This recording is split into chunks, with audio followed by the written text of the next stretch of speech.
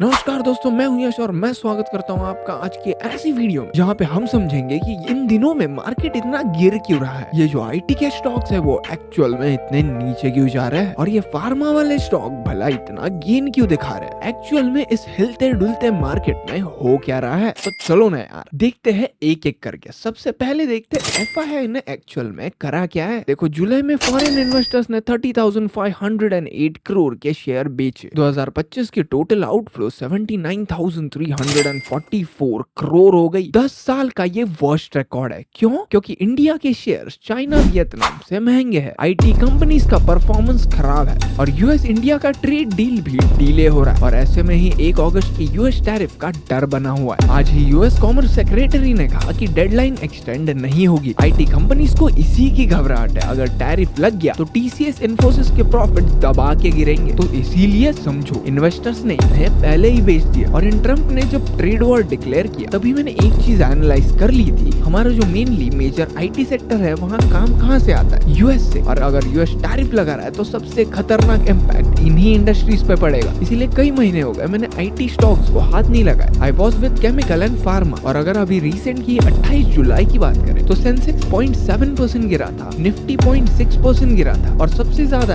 Averagely 3% गिरे थे reality stocks. पर आखिर ये क्यों? क्योंकि घर के लोन के इंटरेस्ट बढ़ गए हैं। और अगर हम सेक्टर वाइज देखें तो आईटी में टीसीएस इन्फोसिस भी 5% गिरे and that was all due to the tariffs and India US के डील्स जो स्लो हो गए उसके वजह से। और अगर बैंकिंग में देखें तो कोटक बैंक भी अच्छा खासा 6% गिरा एंड द रीजन इज कि उनके रिजल्ट खराब आए। पर यार ये सब तो ठीक है, सब गंदा परफॉर्म कर रहे हैं, तो मुझे ये बताओ कौन से स्टॉक ऐसे हैं जिन पे एफआईआई ने प्यार बरसाया है। देखो, इन गिरते आईटी स्टॉक्स के बीच में एक सेक्टर जो खरा उतरा है वो है फार्मा सेक्टर। एफआईआई आईटी छोड़ के फार्मा खरीद रहे हैं। लाइक सिप्ला 3% बढ़ा। क्यों? क्योंकि यूएस में नए मेडिसिन लॉन्च हुए। सन फार्मा भी अच्छा खासा 28% सीएजीआर से बढ़ा है। डॉक्टर रेड्डी का पी भी 18% पे आ गया है जो कि ग्लोबल से सस्ता है। और सीमेंट वालों ने तो मानो दिवाली के फटाके ही फोड़े। ओरिएंट सीमेंट ने Q1 में प्रॉफिट्स 454% बढ़ाया है। दैट इज 205 करोड़ का प्रॉफिट आफ्टर टैक्स। मार्जिन 21% तक आया और स्टॉक 18% बढ़ा है। हाँ, पर इतना बढ़ने के बाद जो होता है वही हुआ। प्रॉफिट बुकिंग पर एनालिस्ट बोल रहे हैं कि फाइनेंशियल ईयर 26 में 30% और बढ़ेगा। और इन सब के बीच में बैंक्स ने काफी सेफ खेला है। आईसीआईसीआई बैंक 2.75% बढ़ा है क्योंकि उसका पैट 15% के आसपास बढ़ा है और एनपीए कम हुए। एचडीएफसी बैंक भी 2.25% के आसपास बढ़ा है क्योंकि उसने 5 रुपीज डिविडेंड डिक्लेयर किया और 1:1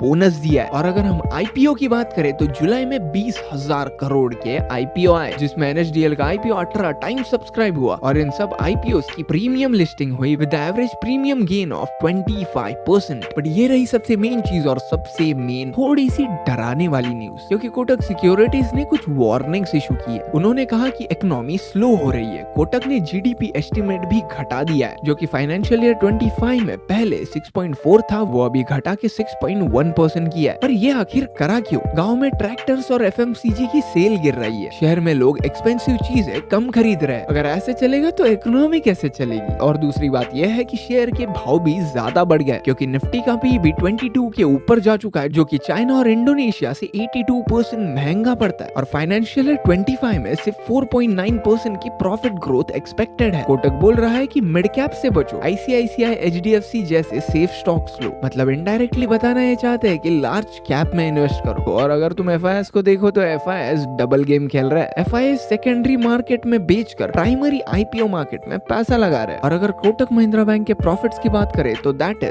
3,282 crore, that is 7% year on year decline. और इनका माइक्रो फाइनेंस बुक भी 33% से गिरा है। ट्रक्स और एसएमई लोन्स में एनपीए बढ़ा है और इसी की वजह से इनके स्टॉक को भारी चोट लगी है। और इसी के कारण 28 जुलाई को स्टॉक 6.34% गिरा है, जिससे कि इनका 27,000 करोड़ का मार्केट कैप एवोपरेट हो गया। और आप अभी ये पूछोगे कि भाई ये सब तो ठीक है, अभी हम क्या करें? तो सबसे पहले जो तुम कर रहे थे ना, स्मॉल कैप में मिड कैप में छोटे छोटे कंपनीज में पैसा डाल रहे थे। 10 रुपए का शेयर 11 रुपए हो जाएगा, 15 रुपए हो जाएगा, 50% प्रॉफिट लेके निकल जाएंगे। रुको, ये सब अभी नहीं करना है। अच्छे ब्लू चिप स्टॉक्स लो, लाइक बैंकिंग में आईसीआईसीआई और एचडीएफसी। और अगर फार्मा में लेना चाहते हो तो सन फार्मा और सिप्ला ले सकते हो। This is not a direct recommendation, but अगर आपको बास्केट लेना है तो आप फार्मा का ईटीएफ ले सकते हो। रियलिटी स्टॉक्स और एक्सपेंसिव मिड कैप स्टॉक से दूर रहो। और हाँ, सीजन ऐसा चल रहा है ना कि आईपीओ में अगर पैसा लगा रहे हो और अगर तुम्हारी किस्मत से आईपीओ लग जाए तो तुम तुम्हारा नाचना बंद नहीं होगा। सो आगे अगस्त में हमें ये देखना होगा कि यूएस का टैरिफ डिसीजन एक्चुअल में क्या होता है और फिर आरबीआई की मीटिंग का आउटपुट क्या निकलता है और उसके बाद Q2 के रिजल्ट्स कैसे आते हैं। तो दोस्तों ऐसी वीडियोस आपके लिए लाने के लिए हमें बहुत ज्यादा मेहनत लगती है और आपके बस एक सब्सक्राइब और एक लाइक से हमें उतनी और उससे ज्यादा मेहनत करने की इंस्पिरेशन मिलती है। तो प्लीज